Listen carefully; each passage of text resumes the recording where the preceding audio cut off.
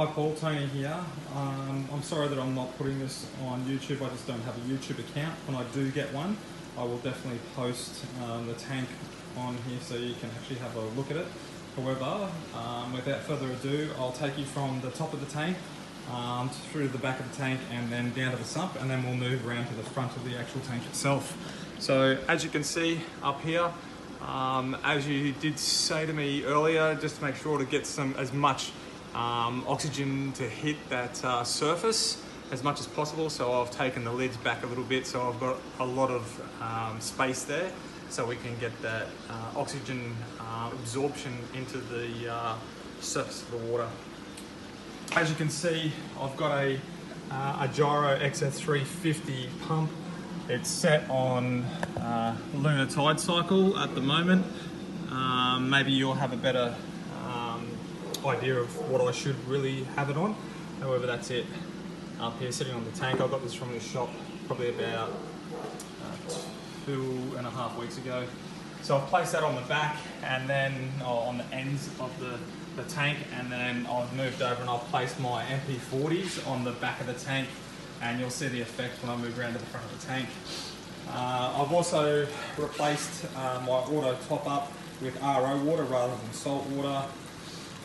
As you stated earlier as well, to lower my Deltec skimmer deeper into the sump. As you can see, it is deeper now into the sump. That mark just there means that it's at exactly 10 inches now below the water surface. And by doing that as a good byproduct, I suppose you could say, I've got a carbon sock now that actually slips underneath that water flow from the return. As you can see, I've got the returns, one coming through the actual down to the skimmer, and then this one here just goes into the actual sump, and that's what I've got that carbon filter sock on. I am now getting dry skim mate coming through since I lowered that.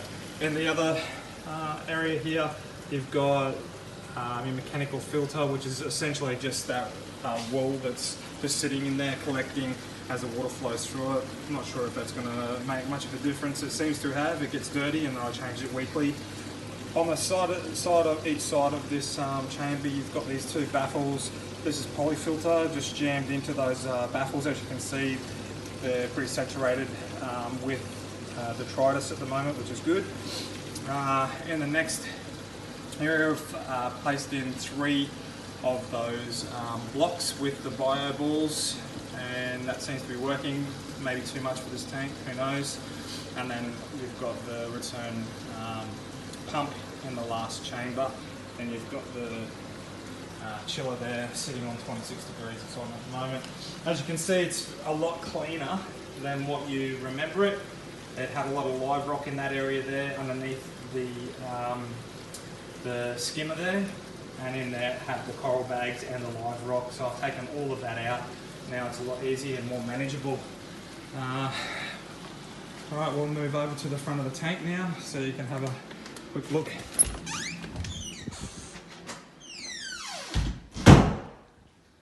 As you can see the front of the tank, you can see that XF350 is breaking that tension of the water quite nicely with the 2 MP40s sort of running in unison and fighting against it just to get more surface agitation.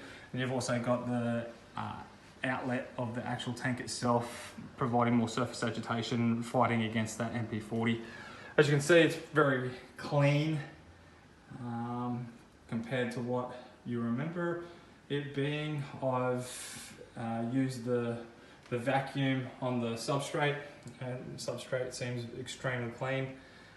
Probably the best I can do with an iPhone at the moment. But that's pretty much it. We haven't added any fish or any livestock into the actual tank since you were here last. We're just trying to make sure that everything is rocking on for probably the next month or so. We've already detoxed the sand, and we'll do that again, I think in late March, I believe. It's probably written on my log anyway, so you probably would have read that. Alright, I'll send this through to you and just let me know what you think, and if I need to get anything else. But cheers. Thank you.